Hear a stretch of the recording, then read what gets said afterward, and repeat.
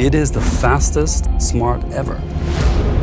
It gets from 0 to 100 in 3.9 seconds.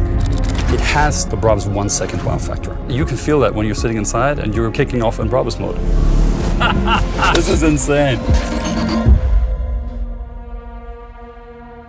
Hi Björn. Konstantin. What's up? Finally.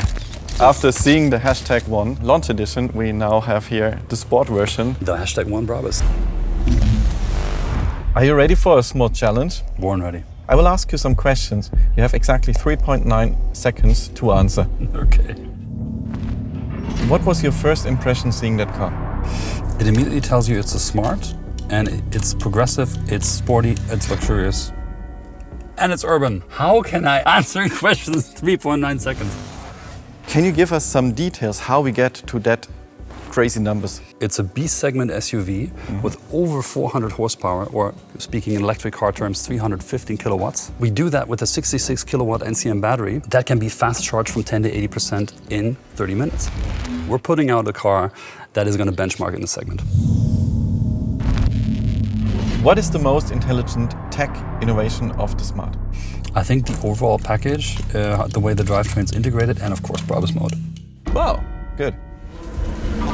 Let's have a closer look to the top line of our #1. It features both the Smart DNA very clearly and the Brabus DNA. Yeah. There's so many things inside and outside of the car that remind you of Smart immediately. This was always our purpose, that we are growing up but not losing our roots, so that it's recognizable as a Smart. There's all kinds of really nice design elements on the car that are immediately Brabus and that make it outstanding. The beautiful air curtain in the front, you've got the red roof. That super nice radiant red and that atomic gray is very limited only for that Brabus version. I think it makes the car more exclusive and super sporty.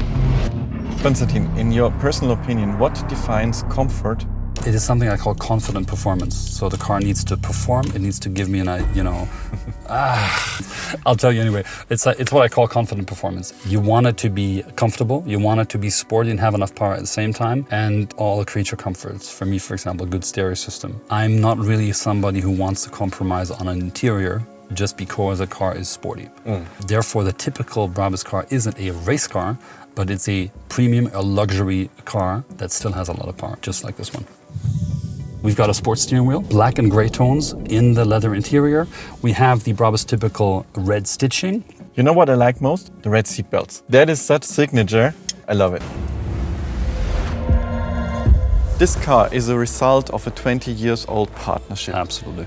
Can you tell me a little bit about the history from your perspective and also maybe an outlook towards the future? Brabus and Smart have a long history together. And the question has been, how can we infuse exclusivity, progressiveness, individuality into the product? And this is a continuation of that history, and it's a very, very cool new starting point for a new electric mobility-based journey that we're embarking on.